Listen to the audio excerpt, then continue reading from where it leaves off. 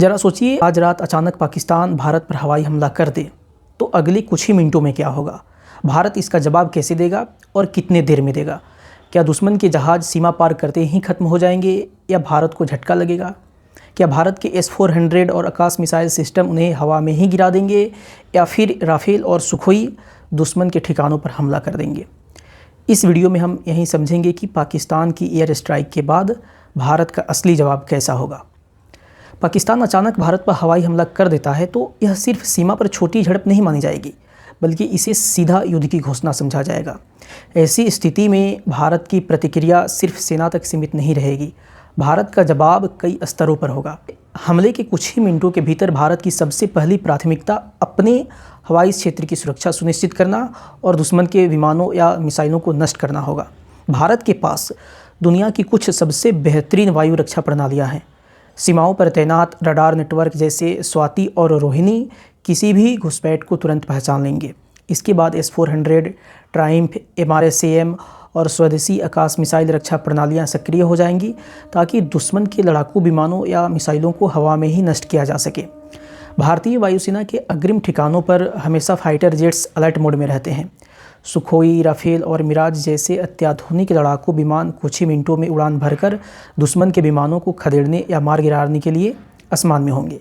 भारत की सैन्य नीति अब रक्षात्मक से कहीं अधिक सक्रिय और आक्रामक रक्षा की ओर मुड़ चुकी है। 2019 के बालाकोट एयर स्ट्राइक और 2025 के ऑपरेशन सिंदूर ने यह स्पष्ट कर दिया है कि भारत सीमा पार जाकर हमला करने में हिचकिचाएगा नहीं। भारतीय वायुसेना और रॉकेट फोर्स तुरंत पाकिस्तानी वायुसेना के ठिकानों, एयरबेसेज, कमांड एंड कंट्रोल सेंटर्स और रडार स्टेशनों पर भारी बमबारी करेंगे। इसमें ब्रह्मोस, सुपरसोनिक क्रूज मिसाइलों और प्रलय जैसी बैलिस्टिक मिसाइलों का बड़े पैमाने पर इस्तेमाल किया जाएगा ताकि पाकिस्तान की सैन्य क्षमता को पंगु बनाया जा सके। भारतीय थल सेना अपने कोल्ड स्टार्ट डॉक्ट्रिन के तहत काम करेगी। इसका उद्देश्य सीमा पर सेना को हफ्तों तक जमा करने के बजाय 48 से 72 घंटों के भीतर तेज और अचूक ज़मीनी हमला करना होगा। बख्तरबंद गाड़ियाँ और इन्फेंट्री तेज़ी से पाकिस्तानी सीमा में घुसकर रणनीतिक बढ़त हासिल करने का प्रयास करेंगी।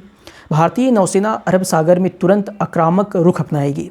1971 के युद्ध की तरह ही नौसेना कराची और ग्वादर जैसे पाकिस्तान के प्रमुख बंदरगाहों को ब्लॉक कर सकती है।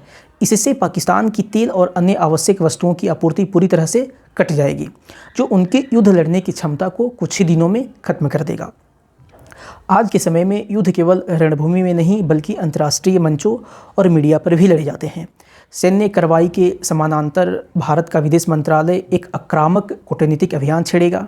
भारत तुरंत संयुक्त राष्ट्र सुरक्षा परिषद का आपातकालीन सत्र बुलाने की मांग करेगा।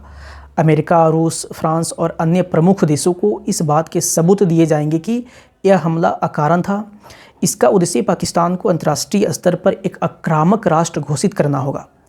Bharat financial action task force FATF और अंतर्राष्ट्रीय मुद्रा कोष IMF जैसे मंचों पर दबाव बनाएगा। पाकिस्तान की अर्थव्यवस्था पहले से ही बेहद नाजुक स्थिति में है। ऐसे में अंतर्राष्ट्रीय प्रतिबंध उसे पूरी तरह से दिवालिया कर सकते हैं। भारत की साइबर एजेंसियां पाकिस्तान के क्रिटिकल इंफ्रास्ट्रक्चर जैसे पावर ग्रिड, बैंकिंग सिस्टम और सैन्य संचार नेटवर्क्स पर बड़े पैमाने पर साइबर हमले कर सकती है, जिससे उनके देश में आंतरिक अफरा तफरी मच जाए। इस पूरी प्रक्रिया में सबसे जटिल और संवेदनशील मुद्दा दोनों देशों का परमाणु संपन्न होना है।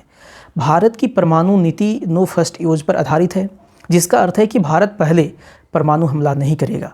लेकिन भारत की नीति यह भी स्पष्ट करती है कि यदि उस पर या उसकी सेना पर किसी भी प्रकार का जैविक, रासायनिक या परमाणु हमला होता है तो उसका जवाब व्यापक और अस्वीकार्य क्षति पहुंचाने वाला होगा। पाकिस्तान अक्सर अपने टैक्टिकल न्यूक्लियर वेपन्स की धमकी देता है। इसलिए भारत की सैन्य रणनीति इस बात पर केंद्रित होगी कि पाकिस्तान की पारंपरिक सैन्य शक्ति को इस तरह से खत्म किया जाए कि उसे परमाणु हथियारों का इस्तेमाल करने का ना तो समय मिले और न ही साहस। अंतर्राष्ट्रीय समुदाय विशेषकर अमेरिका और चीन भी इस चरण में हस्तक्षेप करेगा ताकि युद्ध को परमाणु युद्ध में तब्दील होने से रोका जा सके। यदि पाकिस्तान भारत पर अचानक एयर स्ट्राइक करने की भूल करता है तो उसे इसकी भारी कीमत चुकानी पड़ेगी।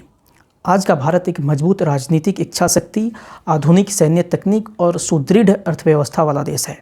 भारत का जवाब केवल टिट फॉर टैट हमला नहीं होगा, बल्कि यह एक ऐसा व्यापक और विनाशकारी प्रहार होगा जो पाकिस्तान की सैन्य, आर्थिक और कूटनीतिक कमर को तोड़कर रख देगा। अंततः यह संघर्ष पाकिस्तान के भूगोल और अस्तित्व के लिए सबसे बड़ा खतरा बन जाएगा। अगर चैनल पर नए हैं तो चैनल को सब्सक्राइब करें, वीडियो को लाइक करें और वीडियो को शेयर करें।